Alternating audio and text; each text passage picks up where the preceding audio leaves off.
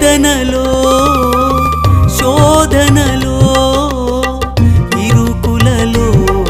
ఇబ్బందులలో దీనునిగా ఓదార్పుకై వేచాను నీ రాకకై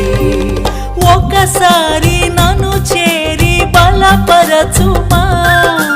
నీ ప్రేమ కౌగిలిలో బంధ